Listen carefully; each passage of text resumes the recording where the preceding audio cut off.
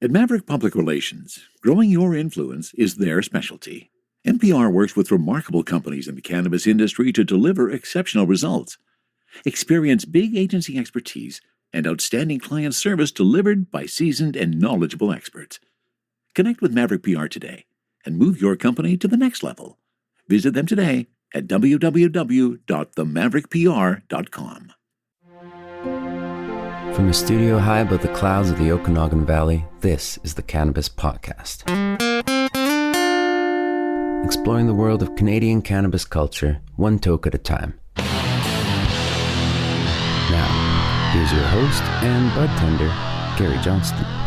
Welcome to a show about Canadians' cannabis culture, one toke at a time. Here, let me take care of that toke issue.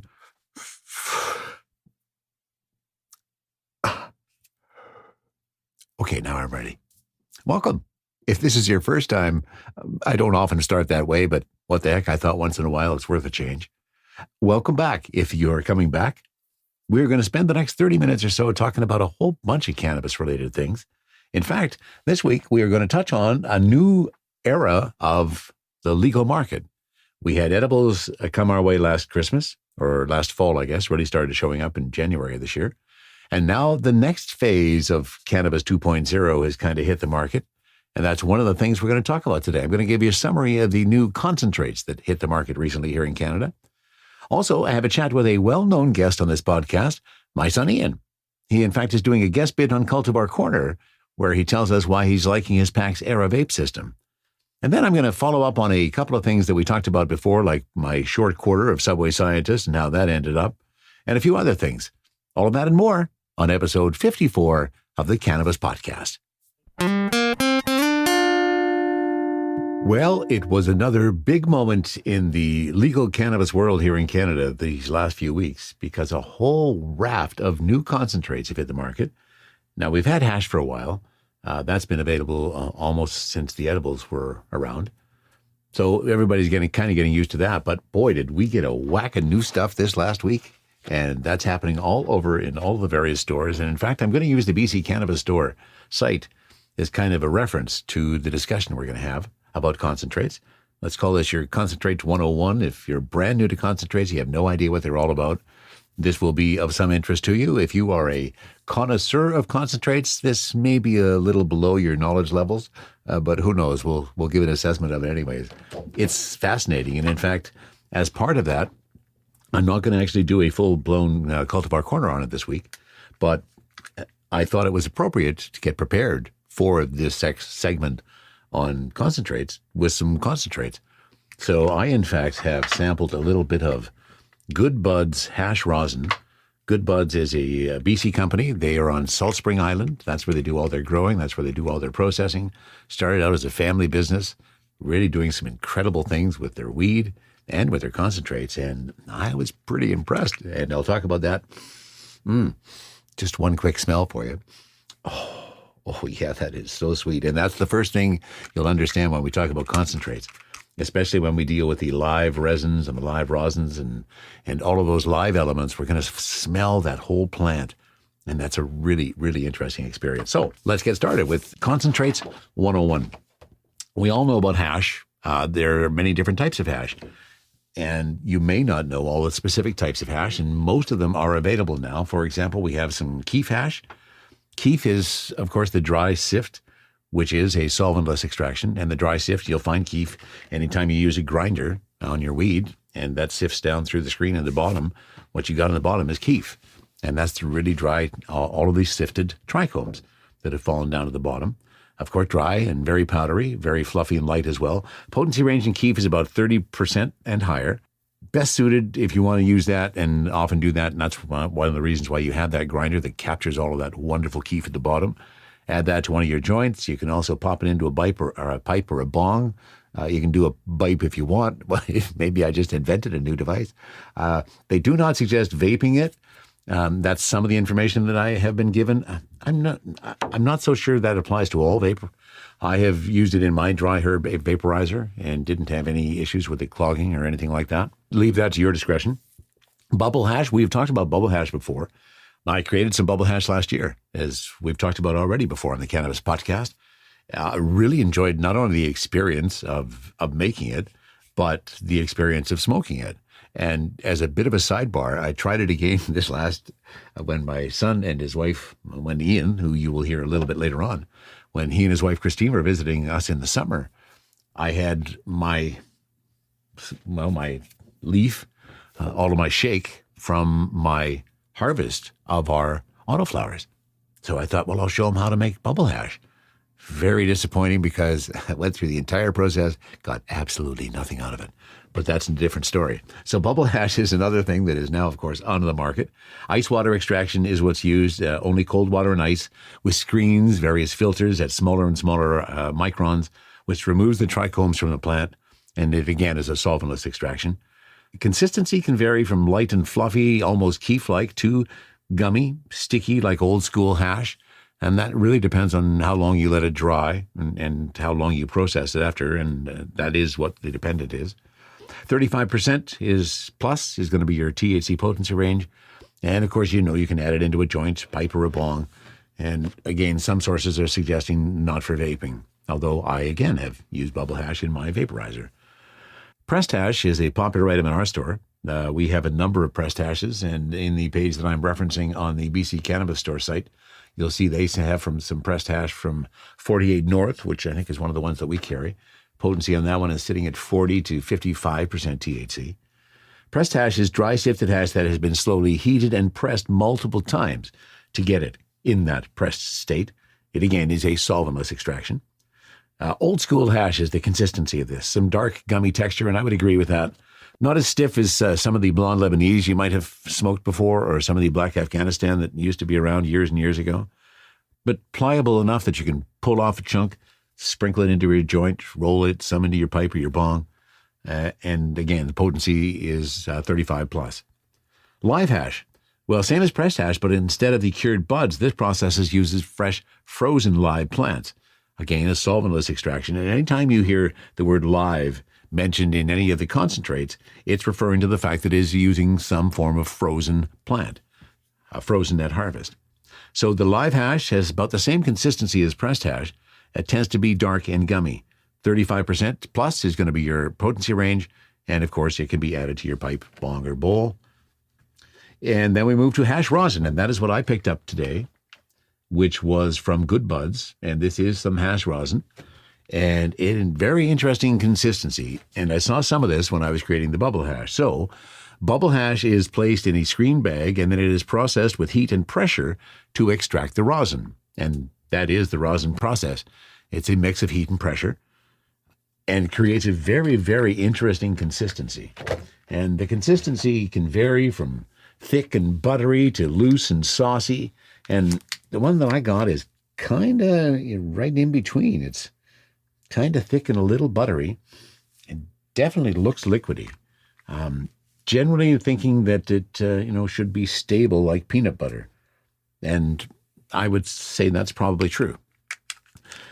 Moving on from the live rosin, we do the flower rosin. So same thing. Guess what? Instead of doing that with a live plant, we do that with the dried flower that has been cured. And that is pressed into screen bags and processed once more with heat and pressure because it is rosin. Heat and pressure is how we extract rosin. And it is, again, a solventless extraction. The flower rosin is going to be thick, much like peanut butter, probably thicker than the hash rosin that I have here. It can appear very wet with a higher terp profile, and we'll be talking about terp sauce and diamonds in just a bit. So 65% plus is the flower rosin THC, and it's just as the same as live rosin. Best suited for vaping with a concentrate pen, and I didn't mention that about the live rosin. Not going to work really well in a joint because it's going to get liquidy really fast, but best suited for vaping with a concentrate pen or a dab rig or an e-rig. Can be smoked. And speaking of a concentrate pen, I picked up one of those too. That's what I was using for my hash rosin to get ready for this particular segment. It is a terp pen from Boundless, the Boundless terp pen. I did have a dab rig a while ago, and the day that I bought the torch to use with my dab rig is the day that I knocked the dab rig onto my concrete floor and smashed all the glass, and all I have now is the torch. So I didn't want to go through that expense just to give concentrates a try. picked up the terp pen pretty cheap where I worked. So, and I was quite pleased with it. That we will cover off in a future Cultivar Corner. Shatter. Well, everyone knows shatter. And shatter, of course, is a huge element, especially on the gray market here in the Okanagan. We have a series of stores that is out on some reserve land. It's often referred to as the Green Mile. Number of them are selling shatters probably a lot cheaper than we are in the legal market, but there's a lot of it, and I think everybody understands shatter. So shatter is done through a hydrocarbon extraction, usually BHO, which is referring to butane hash oil. This process uses solvents to extract the cannabinoids and terpenes, so therefore it is not solventless. Now, shatter should be stable and just like a small piece of glass. When you take a look at the pictures that are on the site that I referenced here from the BC Cannabis store, you can see some of the shatter there and see that it literally does look like small pieces of glass. Now you're starting to get a little higher in your THC potencies, up to 70% and higher in most shatters. But once again, best suited for vaping, either with a concentrate pen or a dab rig or an e-rig. It can be smoked. Some have had some success with dropping little bits of it into their joints or into their pipe or as a sundae topping in their bowl. And now we come to Caviar and Diamonds. And this is one of the ones, the concentrates that's been talked about for a long while, but it's been a long time before we've seen it, at least on the legal market here in Canada. Caviar and Diamonds. Sounds somewhat esoteric, doesn't it? Caviar and Diamonds is also hydrocarbon extraction, usually BHO, but can also be done with CO2 or ethanol. So there is solvents, which extract the cannabinoids and the terpenes.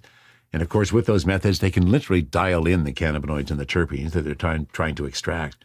That's what makes the whole process so fascinating. Now, the Caviar and Diamonds, the Caviar comes with THC diamonds in terp sauce. The THC diamonds are clear. And the terp sauce, well, that can range from gold to light brown. And there is a picture of that in the second reference to the BC Cannabis store that I pulled up back on at cannabispodcast.com. You can see the live resin caviar that is there, and that's what I'm just talking about, where you can see the THC diamonds in the terp sauce. And then there is also just the diamonds themselves. And the diamonds are clear. They are THCA diamonds. So because they are THCAs, as you decarboxylate them with your vape pen, your concentrate pen, or your dab rig, you are turning that THCA into the wonderful Delta-9 THCA, and that's giving you your big high. Caviar and Diamonds. I can't wait to give those a try. That's probably going to be the next concentrate that I give a try to. And then we have butter, batter, wax, and crumble. All sorts of different end results. All start with hydrocarbon extraction, usually BHO or CO2 or ethanol. Now, again, the process uses solvents to extract the cannabinoids and terps. And the difference between all of those different products is really the end processing. What has happened to it? Whip it up a little bit to get some batter and some butter. Let it sit a little bit more and dry out a little bit for some crumble.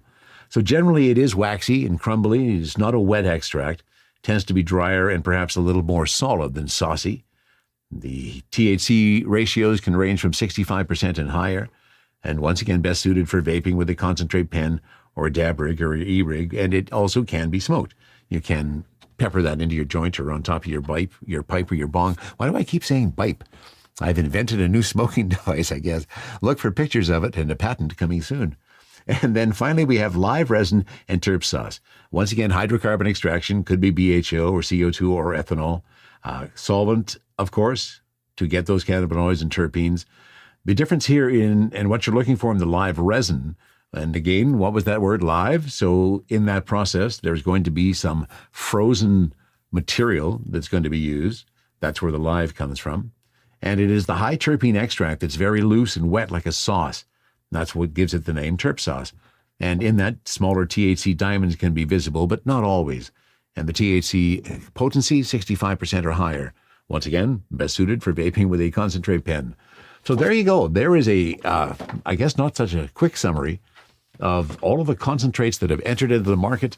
And if that is all new to you, well, I hope you enjoyed the information. And if that's all a refresher for you, I hope that's going to inspire you to head to your store and find one of those delicious and tasty concentrates. And we will likely be covering, maybe we'll do that for the Caviar or Diamonds for a future Cultivar Corner. So that's your look at Concentrates 101. Are you ready for liftoff? Don't miss Canada's #1 cannabis conference and trade show, Lift & Co Expo, coming this May 12 to 15 to Metro Toronto Convention Centre.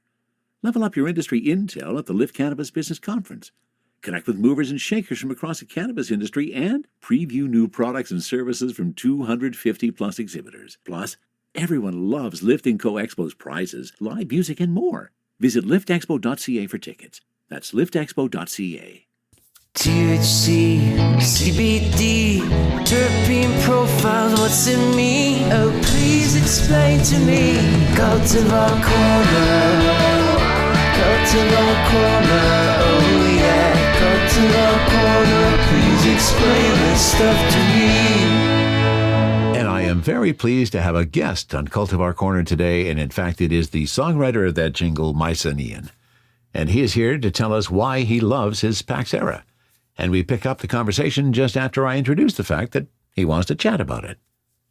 Yeah, well, I just picked one up, and it's treating me well. Overall, I like it quite a bit, and I don't know. It's always nice. I always like hearing about these things. I think there's lots of people. No, I think that it's a fantastic idea.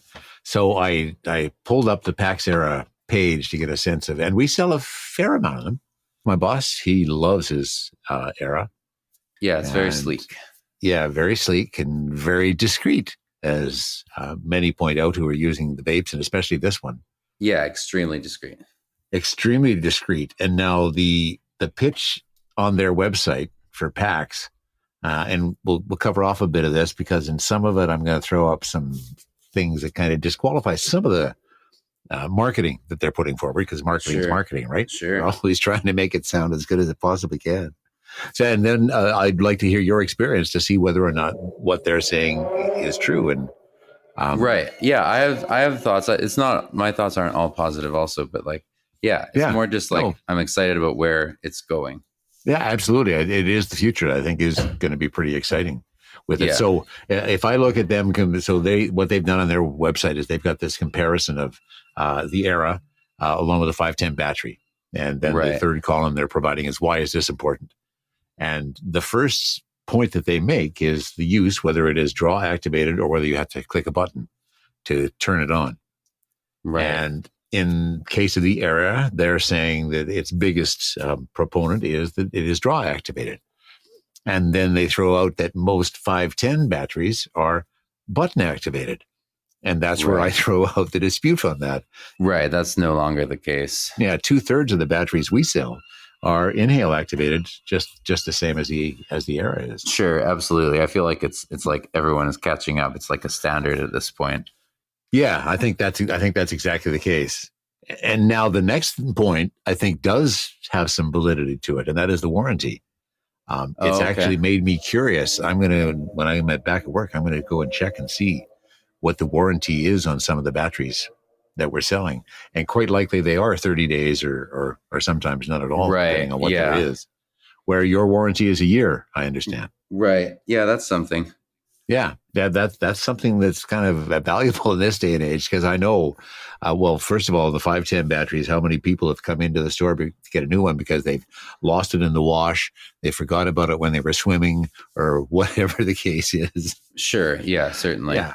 How has your use of the Era changed when you're smoking and how you're doing it?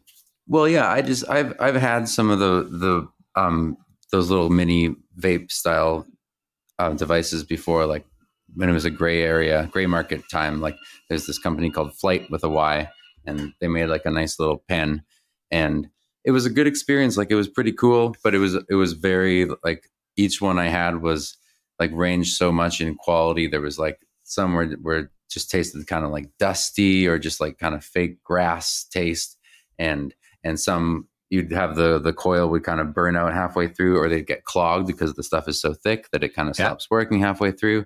So just like stuff like that. And I hadn't had one for a while, but it is really nice to have like a very discreet little device. And I've been seeing them around, and I researched them a bit, and it was more like the tech gadget factor of it that won me over. Not surprising because Yeah. you've always been a tech gadget guy. Yeah, absolutely. I enjoy gadgets, so it's cool, and I'll talk about that too. But there's an app that you can get. I figured you would come around to that at some point. So one of the biggest selling points that Pax is putting out for the Era is, as you've kind of already indicated, that there is a consistent and flexible temperature, whereas a lot of the 510s, and this is true on their point. And sometimes I warn people when they're charging their 510 batteries not to overcharge it, because sometimes that can affect the voltage, Right. which can get you a bit of a burn on the oil. And are you finding that is true with your packs, that the flavor and the temperature settings are pretty consistent as you pull on it? Well, that's kind of the nice thing through the app, is that each pod, I have 2 different pods, and each pod has, once you connect the pod to the battery, each pod has a little spiel that comes up in the app, and it immediately sets it to the ideal temperature that the manufacturer recommends. Oh, I didn't know that. Oh, that's pretty cool. It's very cool. And then from there, there's just a dial, and you can either dial it up for more vapor or down for more flavor. And also in the app, there's like a session control for like a novice user, and you can just kind of set a maximum amount that you want to get from it, and say like a 20-minute session, and it'll stop you from smoking too much by accident, which is cool. That is cool. So yeah, overall, I found that I feel like in the first wave of these cartridges, a lot of people just kind of had a battery lying around and then would end up with a cartridge that wasn't necessarily perfectly matched for each other. And I feel like often it would just burn through the stuff. But I've had this for like a week now, and I've used it quite a lot, and I really haven't even made much of a dent in what I can see of it. So it feels like it's very more economical, much more economical. What would be your guesstimate for how many pulls you've had off that so far? I think actually there might be a way for me to find out, but I would say I've taken probably 3 dozen pulls off of it. Okay, well, that's pretty good. Yeah, like just using it pretty heavily and longer inhales, and it really hasn't gone down that much. It's a nice thing. I mean, it's not as great as, I feel like, a real portable like dry herb vaporizer, but it's pretty nice. The cartridges that I have, they're some of the ones, like a lot of them that use these added natural terpenes, which are perhaps not good for you. They're deciding. Yeah, exactly. They are. But there are also the more expensive pods. I was curious why they're more expensive, but it seems like they're more expensive because they're full spectrum and they don't have anything else. And apparently they taste like very nice. That is precisely the difference between the full spectrum ones and the, as you say, the extract ones with added terpenes. Right. So I don't really mind the taste of the terpenes. Like it tastes quite weedy, I find, but I would really like to try the real nice ones, the top of the line ones. Yeah, absolutely. You should give that a try. I'd be curious to see what your experience with that was. So let's talk about some of the ones that you've tried. What ones have you? Well, what one are you hauling on now? I have 2, and that's the cool thing. You can switch them, and it'll know. It doesn't work with all pods. It's a newer feature, but when you switch them, the app knows that you switched, and so it'll adjust the temperature, and you can go back and forth. Cool. Yeah, it is. And so is it literally as easy as just unplugging and plugging one back in? It is. So I didn't know this, but the company in 2017 they split off from Juul, so it's kind of has like roots in big tobacco. So there's kind of a reason why they're all slick. And what I was wanting to get to is just like the reason why it's interesting is because I want to see like the Apple like iPhoneification of this. Like I want to see the first like perfect magical device, because everything is kind of clunky still. It's like pre-iPhone days. Yeah, very so true. It's like very sleek, and it's very close to that, but it's not there. But I'm getting distracted. So the pods that I have. Cannabis does that. It does tend to sometimes get one distracted. Yeah, well, I have a lot of thoughts about this device. Yeah, well, that's exactly why we're talking. Yeah, and I love to hear your thoughts, son. So carry on with you were talking about the pods that you're smoking.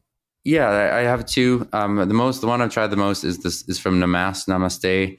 It's their Ultra Sour. It's a sativa. And Ultra Sour is very popular. Cultivar. It's really nice. A lot of Ultra Sour. Yeah.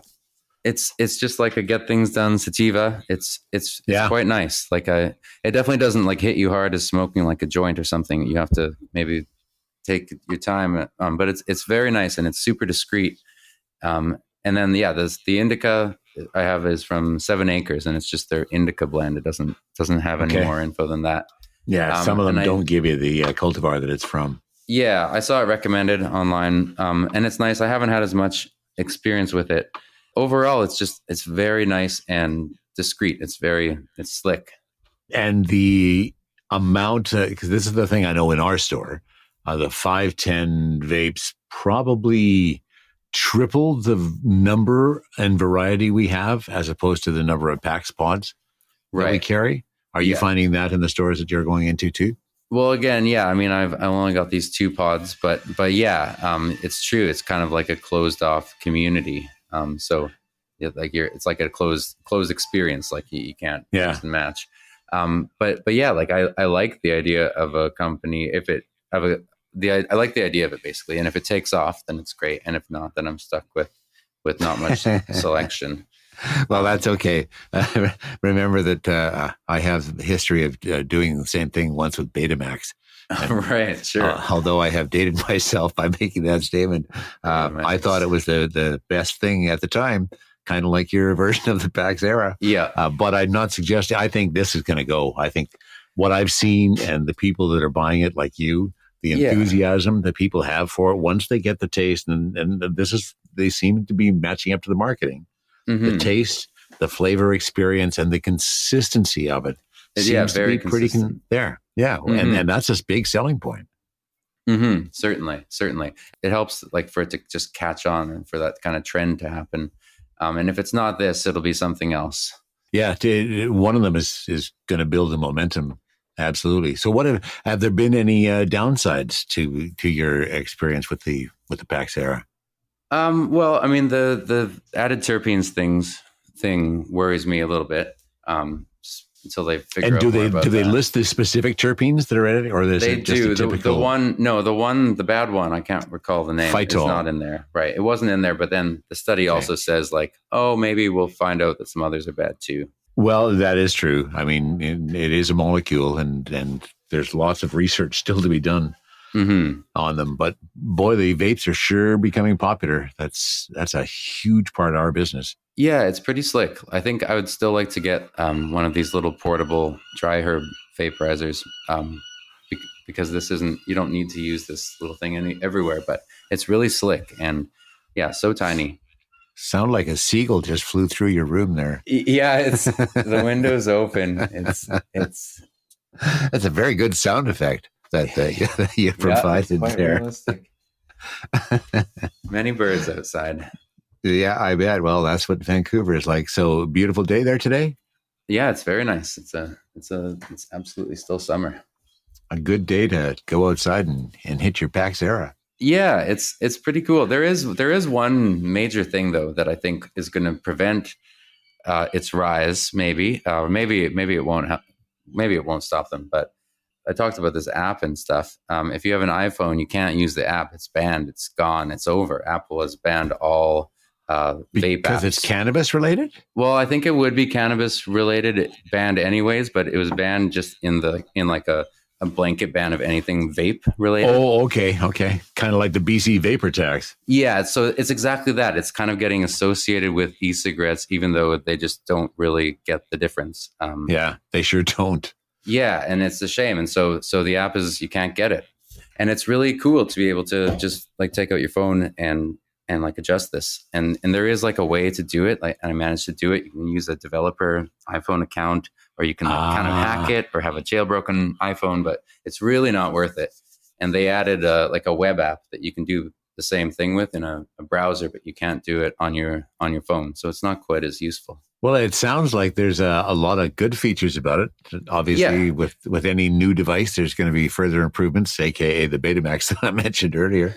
Yeah, if it catches on, and there's lots of options for the pods, and the pods are up to a high standard because it's like a big company with money. It seems like they're doing things legitimately. If all the pods are nice and there's continues to be selection, I'm into it. It's just like it's a sort of device that gives you a sense of wonder when you hold it. It just feels like a nice device.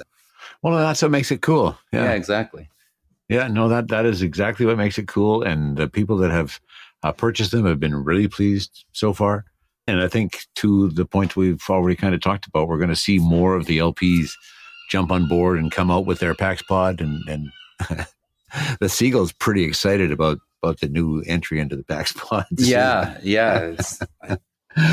Living in the interior, I don't hear seagulls very often, so I'm somewhat amused. I guess in my stone state, I'm somewhat amused at the seagulls flying by. Yeah. There's a lot of gulls out there. Well, that's cool, Ian. I really appreciate you sharing some of your experience with the Pax Era. Yeah. I think you've given a lot of people some ideas to think about and probably some inspiration to give it a try. Any last thoughts? Well, I guess I would say, like, yeah, it's very cool, but also I do see how it's like, yeah, the pods are just disposable. You throw them out. I am like open-minded to like the next level too, of something where you don't have to just throw the whole thing out. You can just put in your own oil and kind of maintain it yourself. I would be into that. Again, something sleek and low profile would be cool, but it seems like it's not quite there. That's, I think, another area where we are going to see both on the 510 and in the Pax kind of world, where they are going to have to deal with this reuse at some point. There's so much trash being generated in the cannabis industry right now. Yeah. And the vapes and all of their heater and coil elements are just, piling up. But you're not the first person that I have heard say, if they had the ability to take a pod and reuse it and refill it with some of their own concentrate, that would make it even more valuable. Yeah, I mean, there is already people online who talk about this. Like the same thing happened like in the e-cigarette world, and people like make their own. I have a friend who like makes his own coils, and they thread them themselves with silica or cotton and stuff. And there is this total DIY community. Yeah, it's definitely a possibility, and it would just be cool if you could do it yourself, and you could just buy like a bottle of that Broken Coast oil or something and fill it yourself. It'd be neat. The legal world is about to change again drastically. Like we're about to get a whole bunch of new concentrates. So, like true hash oil, butters and cool. batters and a whole bunch of those things. Because right now, of course, the tinctures, you can't use those for smoking. Smoking should not come anywhere near those. Right, so we need a thick, viscous cannabis oil to fill those up with. Yeah, that would be very of course, not too viscous because it needs to be thin enough so that you can actually burn it. Right. Yeah, so it's an ever-changing world, and thanks for giving me the lowdown on your experience with the Pax Era. Sounds like you enjoy it. Yeah, that's the lowdown. Yeah, it's treating me pretty well. Cool, Ian. Thanks for connecting today. I hope you enjoy the rest of the day. And as always, it's a pleasure to have you on the Cannabis Podcast. Thanks for having me. Anytime. Someone at work asked me the other day, so whatever happened with that quarter you bought a Subway Scientist? And I went, you mean the one that I sent an email message to info@afriainc.com. Like that, I really don't care what the email address is. I got so fed up with it. I sent an email to their help address, I think once a day for about 2 weeks. I sent a number of voice messages to them about it. I put up a number of things on Twitter about it in reference to the fact that 7 grams of Subway Scientist, although I really like the Subway Scientist, that 7 grams was only 4.5 in my freaking container. And no one ever acknowledged it. I didn't hear back from a single person body except for the automated email reply when I initially submitted each of my submissions. I was not impressed. Not impressed at all. So I have not bought anything from Afria since. We do sell it in the store. When people ask for it, I will sell it. But if they ask my opinion of it, I will also give that too, because I was not impressed. I thought their customer service, well, actually, let me rephrase that. They do not have customer service, because in customer service, you at least respond and acknowledge the customer's pain. Not a single freaking person acknowledged one thing about it. I was not very impressed at all. So I had to get that off my chest. Always feels good to finally burst that burden. And then the other thing, I guess, that's happened recently is I've had a brother of mine move into the same area. My brother, Don, I think I've talked about him a couple of times. I referenced a story back in Winnipeg where we smoked a joint going into the Eaton's Parkade, and he was the one who forced me to do that. He has moved now to the Okanagan here, and he and his wife have settled in, and they invited us over for dinner one night. And imagine my surprise when my brother, who was one of the ones who first actually kind of got me interested in cannabis, and who has gone through his life and who had originally had a nickname of Tripper, is now living in a condo where he invites me over for dinner, and he says, "Oh, I should tell you something, Gary. There's, they have the Strata Council has a rule: no cannabis can be smoked outside in the complex." And I went, "And you bought there? And you invited me to come over there?" So here's it's not really ironic. It's just very interesting because so we went over, we had dinner there, and nice patio overlooking one of the golf courses here in the Okanagan. Pretty view. It's the Okanagan. I mean, it's gorgeous. It's a gorgeous place to live, and that's why we've been here for over 40 years. No, I guess over 20, 30 years. Anyways, so there we are out on his patio. Perfect opportunity for even using a vaporizer, which, as we have spoken about before, has very, very little odor. Very, very little is that going to bother anybody, and it'll be gone in like 2 seconds. But no, I have to wait until we go back into his house, into the condominium, where I can now pull out my vaporizer and to start to imbibe in some cannabis. That was just weird. I've never been in a situation where being outside in a private setting was limited to being able to smoke cannabis. Now, I assume that you can't smoke cigarettes out there either. I've never actually asked about that. But that's one of the weird situations we have here in 2020. What a freaking year this has been. Anyways, that just about wraps it up for what we got covered here on episode 54.